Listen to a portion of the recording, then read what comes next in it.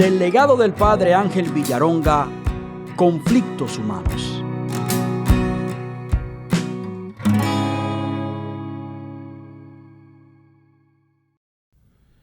Estamos aquí para conversar con usted durante esta media hora, como siempre lo hacemos, llegándonos a su lado, en la compañía de San Francisco de Asís.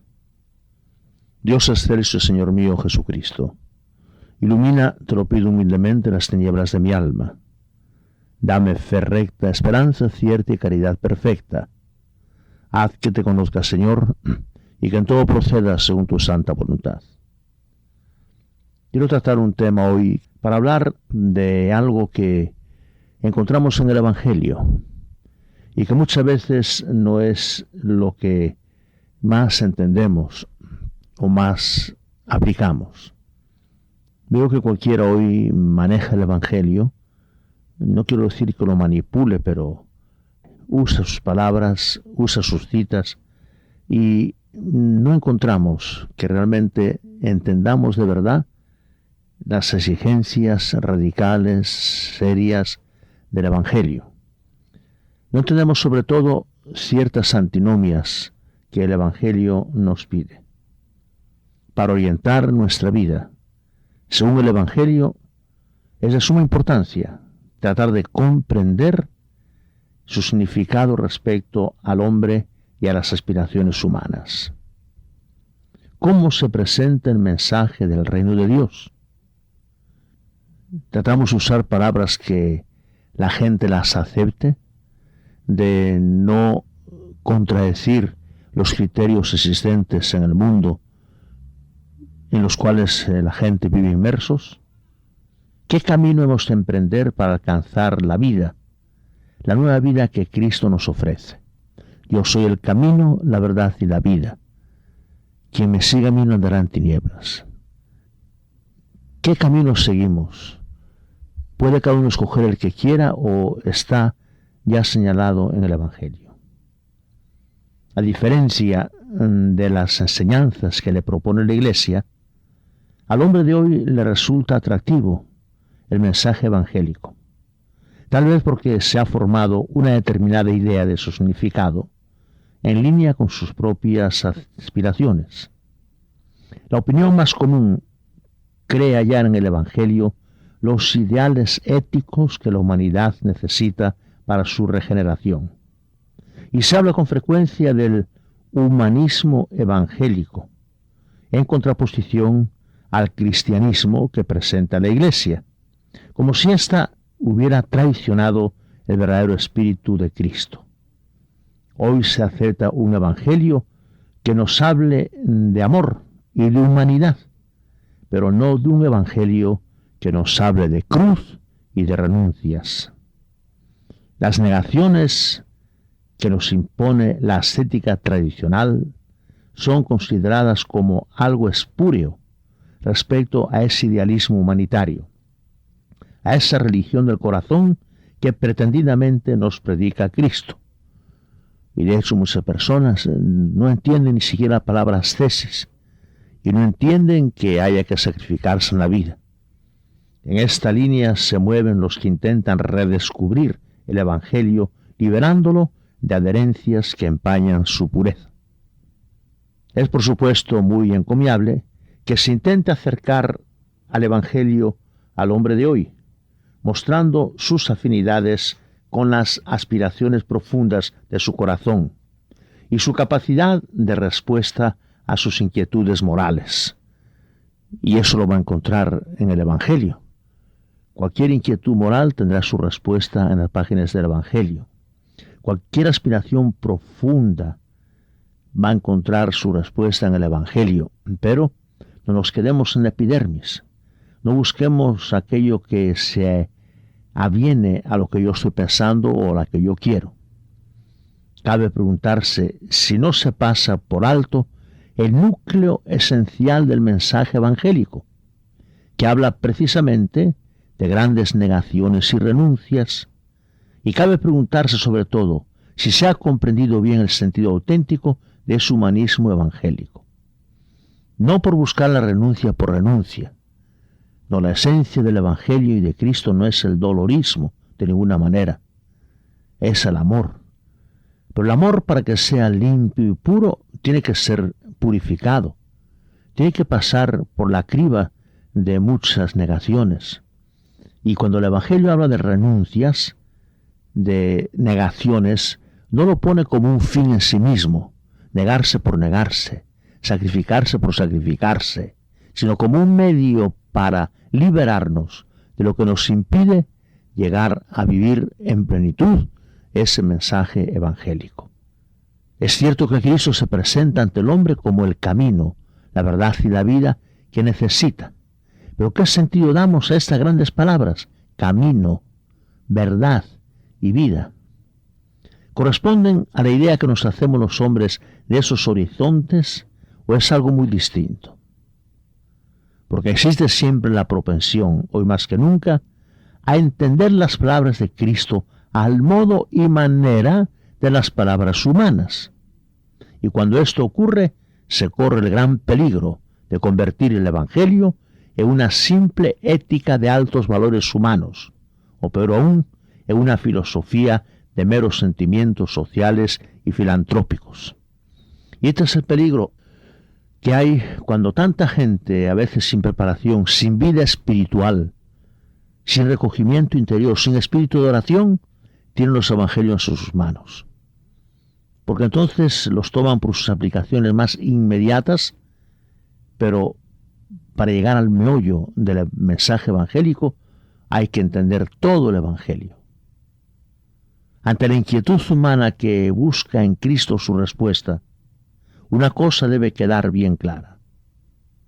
Los caminos del evangelio no son los caminos humanos, no son nuestros caminos. Ciertamente el fin último del evangelio coincide en un sentido con el fin último de la aspiración profunda del hombre, que es realizarse plenamente en el amor, la paz y la libertad verdaderas. Pero los caminos que nos propone para alcanzar esta meta van justamente en dirección contraria a los que siguen los hombres. Apropiándonos de un término que proviene de la lógica, podemos decir que los principios fundamentales del Evangelio se presentan en forma de antinomias. Por ejemplo, dice perderse para encontrarse, no saber para saber, morir para resucitar. Las antinomias son proposiciones que se contradicen entre sí, puesto que se afirma lo mismo que se niega. En el caso del Evangelio, sin embargo, esa contradicción es sólo aparente. En una visión profunda de las cosas, todo se clarifica y se vuelve comprensible. Nunca se llegará a entender el Evangelio si no tenemos en cuenta esta lógica específica de la salvación cristiana, totalmente distinta e incluso opuesta a la lógica de la razón humana. La sabiduría de la cruz, nos dice el apóstol San Pablo, es considerada por el mundo como escándalo, necedad y locura. Y no hay que extrañarnos de que siempre sea así, puesto que el Evangelio armoniza e integra aquello mismo que la razón superficial de los hombres contrapone. El Evangelio hace perfectamente compatibles el sufrimiento y la alegría, la humildad y la dignidad, la obediencia sin condiciones y la libertad auténtica. La soberbia de nuestra razón, en cambio, no logra armonizar esas actitudes que parecen excluirse entre sí. Y quien no haya entendido esto, no entiende el espíritu del Evangelio, el espíritu. Podemos quedarnos con la letra, una letra que puede incluso afirmar valores bonitos, pero hay que llegar a entender estas antinomias, estas como contraposiciones. Por eso el Evangelio hace comprensible el sufrimiento y la alegría. Pero uno puede decir, ¿cómo se puede estar alegre en el sufrimiento? Pues sí. Fíjese, aquel hombre que entendió tan bien el Evangelio, que lo hizo norma de su vida personal y de la orden que fundaba, San Francisco de Asís, vivir el Evangelio sin glosa, llegó a decir: tanto es el bien que espero, que en toda pena me deleito. ¿Cómo puede ser? Deleitarse en una pena. Porque había un fin supremo para esa pena. Por eso, claro que es compatible en el Evangelio el sufrimiento y la alegría. Porque la alegría no es esta fiesta bullanguera a la que nos invitan las pasiones de este mundo. La alegría puede ser ese sedativo de paz interior, de calma inmensa, aunque el profundo de nuestro océano esté agitado por tremendas tormentas. Claro que es compatible el sufrimiento y la alegría, la humildad y la dignidad. Porque la humildad bien entendida en el Evangelio no es el yo no sirvo para nada o yo no soy nada. La humildad bien entendida en el Evangelio, otra santa nos lo dice, es andar en la verdad. Y andando en la verdad, tenemos que reconocer que yo soy un regalo de Dios a este mundo. Andando en la verdad, que es la humildad, tenemos que reconocer que todos tenemos algo que no tiene más nadie en el mundo. Somos únicos e irrepetibles en el mundo. Andando en esa verdad, todos sabemos que cuando a mí me hicieron, rompieron el molde, no van a hacer otro igual. Que por hijo de Dios tengo una dignidad sublime, que Dios no me va a juzgar por los defectos físicos que tenga, por las limitaciones que me dio la naturaleza, sino porque Él me elevó a la dignidad de hijo de Dios, hermano de Jesucristo. Soy un miembro vivo de esta iglesia que Él dejó fundada y soy un heredero del reino de los cielos. Y esa humildad que predica el Evangelio no es apocamiento, no es derrumbamiento de la propia personalidad, como desgraciadamente muchas veces se mal ha entendido. Esa humildad es andar en la verdad y por lo tanto son compatibles en el Evangelio la humildad y la dignidad. La obediencia sin condiciones y la libertad auténtica. Porque la obediencia no es una sumisión ciega. Es sencillamente entender que vivimos en un reglamento de orden, donde hay leyes que tenemos que obedecer. Donde en una institución como la Iglesia tiene que haber quien dirija, quien mande y quien obedezca.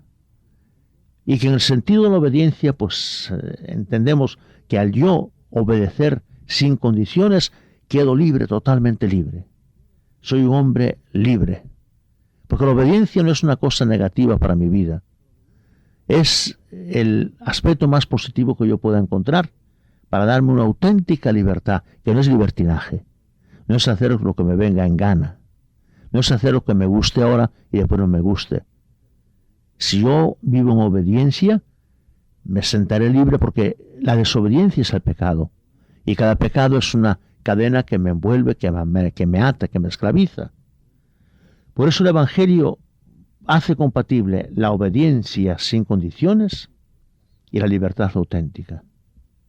Sin embargo, la soberbia de nuestra razón, ese ego que a veces se levanta como una espiral frente a Dios y contra Dios, no logra armonizar nunca esas actitudes que parecen excluirse ellas entre sí.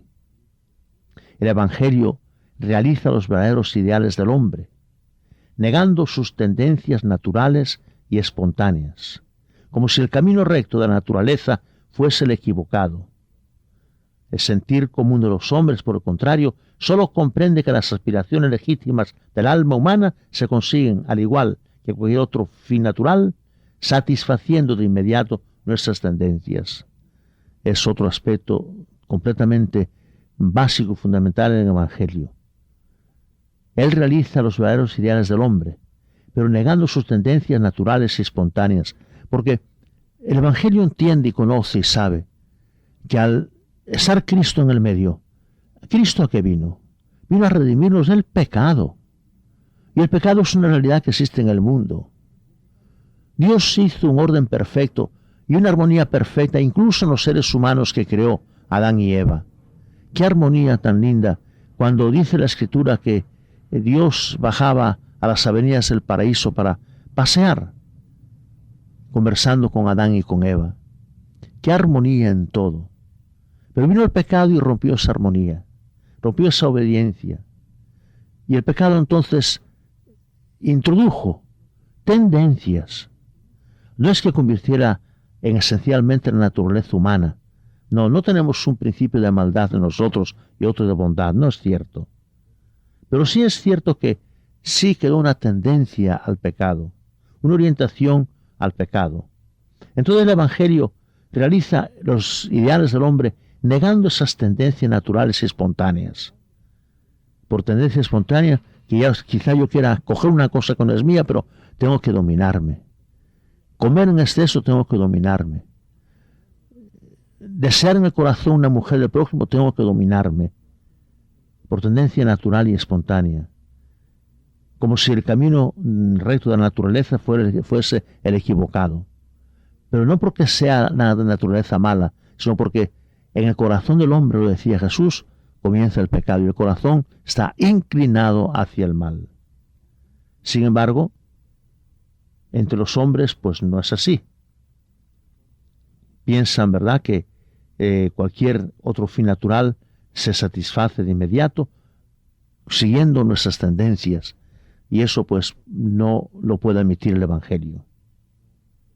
El Evangelio comienza negando lo que deseamos espontáneamente para terminar afirmando nuestros verdaderos deseos, no en los objetivos que nos ilusionan, sino en la dimensión más profunda de nuestro ser.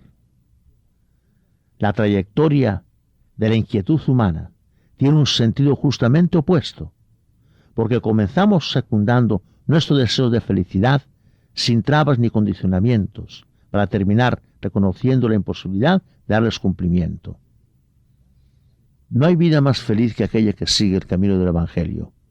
Pregúnteselo a los que lo tenían todo y a todos renunciaron para vivir según el Santo Evangelio. Carlos de Foucault, aquel capitán de la policía francesa, que vivía una vida pues de pecado, de frivolidad, de sexo, que se acostaba todas las noches con una hielera a su lado teniendo una botella de champán, para que en cualquier momento que se despertara tomarse una copa de champán. Charles de Foucault se creía un hombre feliz, dando rienda suelta a sus instintos. Solamente cuando vivió el Evangelio, renunció a todo eso y se fue al Sahara, a vivir allí una vida de beduino, desprendido de todo, incluso sin conocer la lengua de los beduinos, nada más que entendiéndose con ellos con la sonrisa, con el afecto, con las acciones buenas. Charles de Foucault no reconoció la verdadera esencia del Evangelio hasta que renunció a las cosas materiales, renunció a las cosas de este mundo y encontró esa auténtica felicidad, por la cual ya no cambiaba aquella vida de beduino errante por el Sahara, por los palacios de Francia, que había admirado algún día y que ya no le interesaban. Francisco de Asís, rey de las fiestas, rey de la vanidad de Asís, hombre alegre, hombre que pues era buscado siempre para las alegrías juveniles de Asís, quiso ser armado caballero porque ahí tenía sus grandes aspiraciones en ser uno de los grandes de las facciones en que estaba dividida Italia. Sin embargo, se vuelve un día a Dios. Y solamente cuando vive el Evangelio sin glosa, el Evangelio pues como lo escuchaba, cuando oye al sacerdote de San Damián leyendo aquel Evangelio de San Mateo cuando dice: no vayáis llevando para vuestro camino ni bastón, ni alforja, ni sandalias, ni comida, ni dinero. Todo se os dará cuando lleguéis a las casas donde vais a parar. Ese desprendimiento total lo entendió Francisco de Asís, se desprendió de todo, y solamente cuando vivió en esa negación, aquello que antes había cedido tanto, encontró la felicidad completa, porque los placeres de este mundo lo dejaron vacío, hasta que encontró la vida en el Santo Evangelio. San Agustín, un hombre muy apegado a las cosas del mundo, del pecado, de la carne, solamente encontró la paz cuando definitivamente rompió con esas pasiones que le tiraban, como dice él en el libro de las Confesiones, le tiraban del vestido de la carne, diciéndole: no, Agustín, no nos dejes, no nos abandones, no podrás vivir sin nosotras.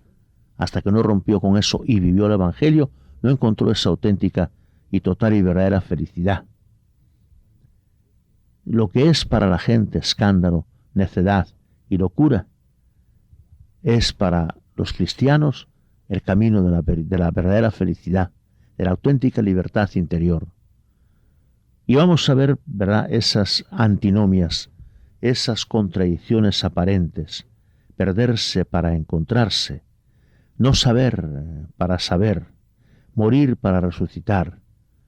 Y a cualquiera que haya leído el Evangelio, pues le vendrán los textos inmediatamente a su corazón más que a su mente, ¿verdad?, su memoria. Perderse, el que se niega a sí mismo, pues solamente ahí encontrará el camino de mi seguimiento. El que quiera guardar su vida la perderá, y el que pierda su vida por mí la encontrará. Si el grano de trigo no muere, no da fruto, pero si muere, da mucho fruto. Y palabras así que humanamente no se entienden, ¿no?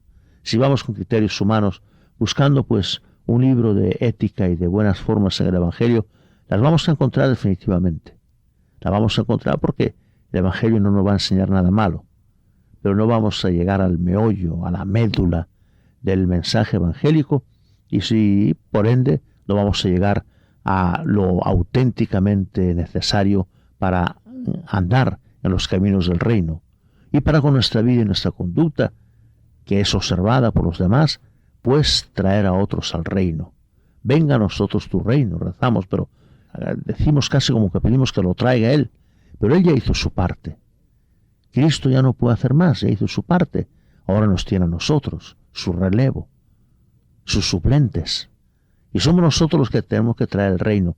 Y lo vamos a traer primero con el ejemplo, conquistando a la gente hacia una vida como la nuestra, porque les encanta vernos en esta paz, en esta tranquilidad, en esta entrega absoluta. Y tenemos que traer el reino con nuestra vida evangélica. Cuando vean que realmente, aunque carezcamos de algunas cosas, somos alegres y felices. Cuando vean que aunque a veces estamos marcados por la cruz del dolor, sea físico, sea moral, sea nosotros, sea un familiar, no desaparece a nosotros esa paz, esa alegría interior que se transparente a través de la mirada, van a creer en nosotros y van a creer que hemos encontrado algo, la perla preciosa de la que habla el Evangelio. Y al descubrirla, vale la pena dejarlo todo para habernos encontrado con Jesucristo. Mañana hablaremos de esas antinomias tan importantes y tan interesantes que yo creo que nos van a dar tema muy interesante para meditar mañana. Del legado del padre Ángel Villaronga, Conflictos Humanos.